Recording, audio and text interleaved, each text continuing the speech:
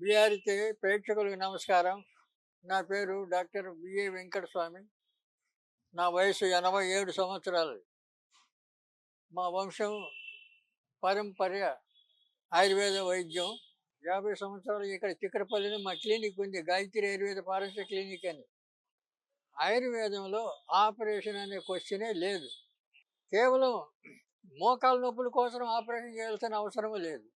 మోకాలు నొప్పులే కాదు, శరీరంలో ఏ భాగాన్నైనా బాగు చేయడానికి ఆయుర్వేద వైద్యంలో సిద్ధ వైద్యం, రసాయనం ఇవన్నీ చాలా గొప్ప ఔషధీకరణలు ఉన్నాయి.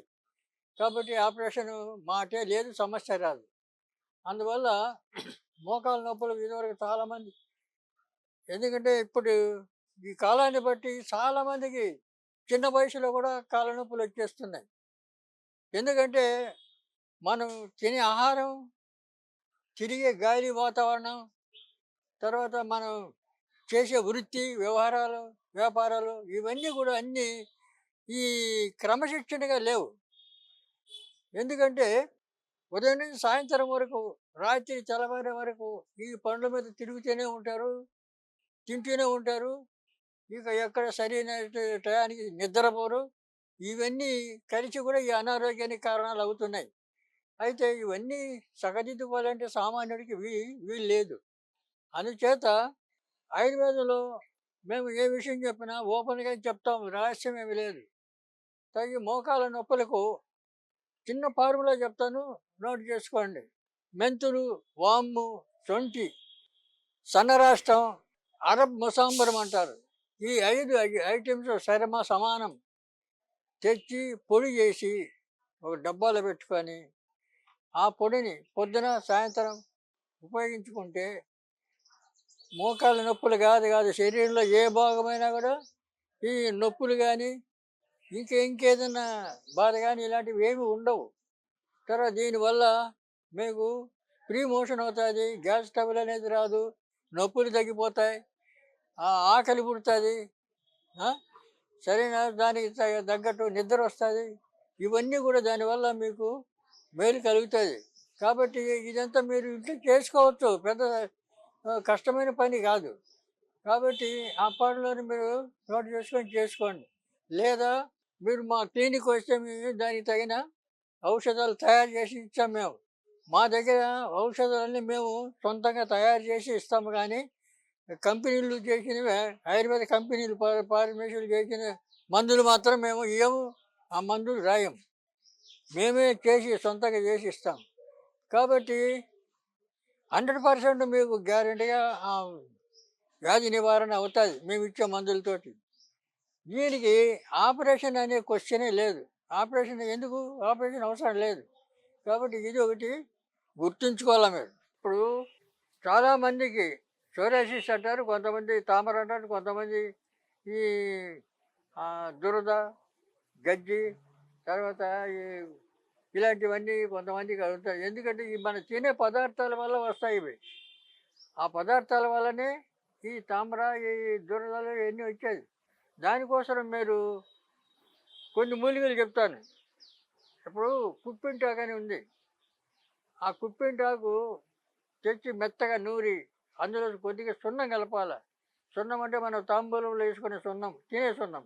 ఆ సున్నం కలిపి ఆ తామర కానీ, తర్వాత దురద కానీ, గజ్జి కానీ, చర్మ వ్యాధులకు సంబంధించి ఏదైనా కానీ, సోరియాసిస్ కానీ ఏదైనా కానీ, దానికి అది ఒక 3 రోజులు, 4-5 రోజులు అట్లా రాసుకుంటే కంప్లీట్గా అది నయమవుతుంది. తర్వాత అక్కడ చర్మం కూడా మామూలు చర్మంగా అయిపోతుంది.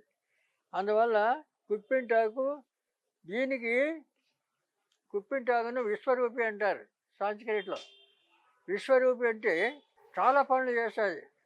ఈ కుప్పింటాకు చెవుడు వస్తే చెవుల్లో రసం పడడానికి పనికి వస్తుంది.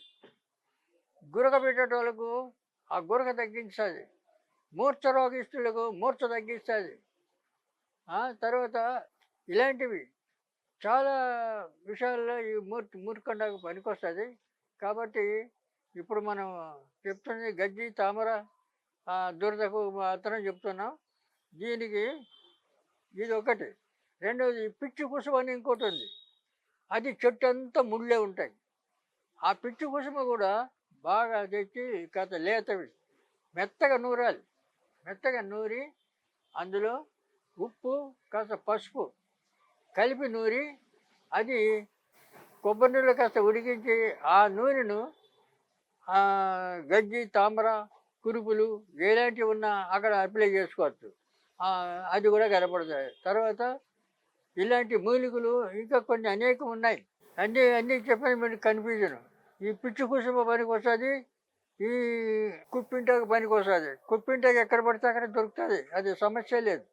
కాబట్టి మీరు అది ఆ కుప్పింటాకును ఈ రకంగా కొద్దిగా సున్నం వేసి నూనె రాసుకుంటే ఎలాంటి గజ్జి, దురద, తర్వాత ఈ తామర, తర్వాత శరీరం అక్కడ నల్లగా కావడం ఇవన్నీ ఉండవు. అన్నీ మామూలు అయిపోతాయి.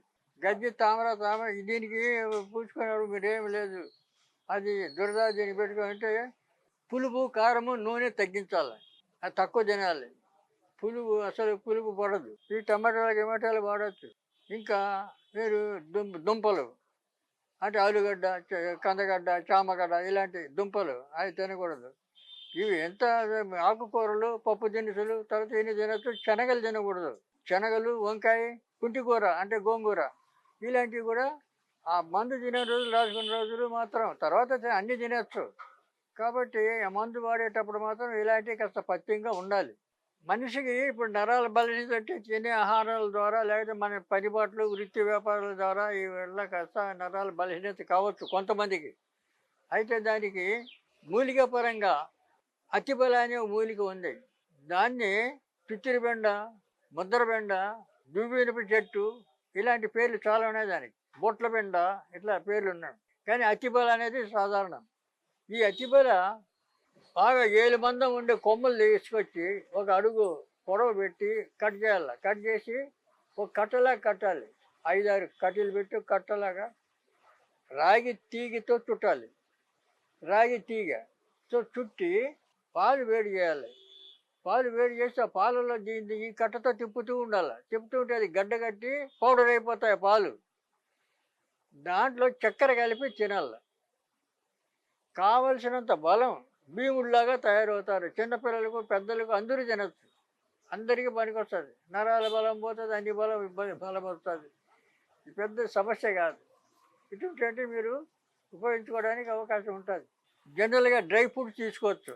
రోజు ఇంత డ్రై ఫ్రూట్స్ పొడి చేసుకొని తినచ్చు. లేకపోతే నానబెట్టి బాదం, పిస్తా, తర్వాత అక్రూట్స్, ఎండు ద్రాక్ష, తర్వాత ఇలాంటివి ఒక 5-6 రకాలు డ్రై ఫ్రూట్స్ అవన్నీ తీసుకుంటే కూడా మంచి బలం వస్తుంది. రెండవది డ్రై ఫ్రూట్స్ వల్ల వెంట్రుకలకు కూడా బలం. వెంట్రుకలు జుట్టు రాలిపోవడం ఉండదు డ్రై ఫ్రూట్స్ తీసుకుంటే.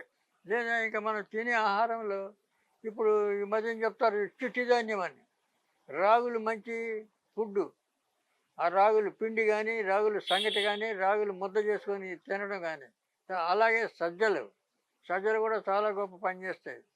ఇటువంటి ఆహారాలన్నీ అందరికీ కుదరవు కదా, అందరూ చేసుకోలేరు. కాబట్టి వీలున్న వాళ్ళు అవి వాడుకోవచ్చు.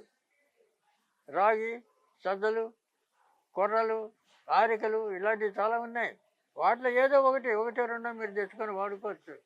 తర్వాత ఈ డ్రై ఫ్రూట్స్ తీసుకోవడం. తర్వాత ఈ జ్యూసుల్లో కూడా ఈ జామ పళ్ళు, తర్వాత దానిమ్మ, ఈ సపోటా ఇలాంటి జ్యూస్ కూడా వాడడం చాలా మంచిది. ఈ నరాల బలం తగ్గుతుంది, బలం పెరుగుతుంది. తర్వాత నరాల వీక్నెస్ తగ్గుతుంది. తర్వాత బలం వస్తుంది. మనిషికి ఆలోచన మంచి క్రమశిక్షణలో ఉంటాయి. రెండవది జ్ఞాపశక్తి పెరుగుతుంది. మీకు జ్ఞాపశక్తి ఇంకా ఏం చేయాలంటే రాత్రిపూట అశ్వగంధ, అతిమధురం ఈ 2 సమానంగా కలిపి ఒక డబ్బాలో పెట్టుకొని రాత్రి పడుకునేటప్పుడు ఒక స్పూను పాలలో, వేడి పాలలో పోసి కలిపిన ఒక గ్లాసు పాలు తాగాలి. అది తాగినందువల్ల మంచి నిద్ర పడుతుంది, జ్ఞాపశక్తి పెరుగుతుంది, బలం వస్తుంది. మీకు దానివల్ల ఎలాంటి అపాయం లేదు. చాలా దొరుకుతుంది. అది పొళ్ళు ఎక్కడ పోయినా దొరుకుతుంది. కాబట్టి నరాల బలహీనత పోతుంది, అన్నీ పోతాయి, బాగుంటుంది. తెలివితేటలు చాలా యాక్టివ్గా తయారవుతారు. కాబట్టి అలాంటి అలవాటు చేస్తే డ్రై ఫ్రూట్స్, తర్వాత అశ్వగంధ, అతిమధురం ఇలాంటివి పదార్థాలన్నీ వాడుకోవచ్చు కదా. దాంట్లో పెద్ద సమస్య లేదు. కాబట్టి ఈ నరాల బలహీనత క్వశ్చనే లేదు. ఆయుర్వేదంలో మాత్రం ఏ జబ్బైనా, ఏ రోగమైనా ఆపరేషన్ అనే మాటే లేకుండా ఆయుర్వేదంలో చికిత్సా విధానం ఉంది. కాబట్టి మీరు దాన్ని దృష్టిలో పెట్టుకొని ఎక్కడైనా మాలాంటి అనుభవజ్ఞులు ఇంకా కొంతమంది చాలామంది ఉన్నారు, అక్కడక్కడ ఆయుర్వేద వైద్యులు ఉన్నారు, పండితులు ఉన్నారు. అలాంటి వాళ్ళని మీరు కన్సల్ట్ చేయాలి. చేస్తే మీకు సరైన సలహాలు ఇస్తారు, సరైన ఔషధాలు ఇస్తారు. కాబట్టి మీరు ఎందుకంటే ఇప్పుడు జనరేషన్లో చాలామందికి ఈ ఆయుర్వేదం గురించి ఎక్కువ తెలియదు కనుక చాలామందికి అపోహలు. ఎందుకంటే ఇది చాలామంది అడుగుతారు, వేడి చేస్తాయి కదా ఆయుర్వేదం అంటే. వేడి ఎందుకు చేస్తాయి? ఏదైనా వేడి చేసే మందులు తింటే వేడి చేస్తాయి. ఈ ఆయుర్వేదంతో వేడి ఎందుకు చేస్తాయి? అది ఇక తప్పు ఆలోచన ఇటువంటివి. తర్వాత దానికి పచ్చిమ ఉండాలంట కదా. అంటే పచ్చం అంటే సాధారణంగా ఉండాలి పచ్చం. పచ్చం అంటే కొన్ని ఆయుర్వేద ఔషధానికి కొన్ని విరుగుడు ఉంటాయి. ఆ విరుగుడు చేసే పదార్థాలు తినొద్దు అని చెప్తాం. అంతేగాని ఎప్పటికీ కాదు కదా. ఆ మందులు వాడేన్ని రోజులు ఆ రకంగా ఉంటే మీకు ఆ మందులు బాగా పనిచేస్తాయి, మీకున్న బాధ తగ్గుతుంది. కాబట్టి అందులో కష్టమేముంది? కాబట్టి ఇలాగా మీరు ఆయుర్వేదాన్ని వాడుకోవడానికి అవకాశం ఉంది. మీరు చెప్పిన ప్రకారం ఆ పాలలో మీరు తయారు చేసుకొని వాడుకోవచ్చు. లేదంటే మా దగ్గరికి వస్తే మేము ఆ మందులు ఇయ్యగలం. కాబట్టి ఇది దృష్టిలో పెట్టుకొని మీరు ఆలోచన చేస్తారని ఆశిస్తున్నాను.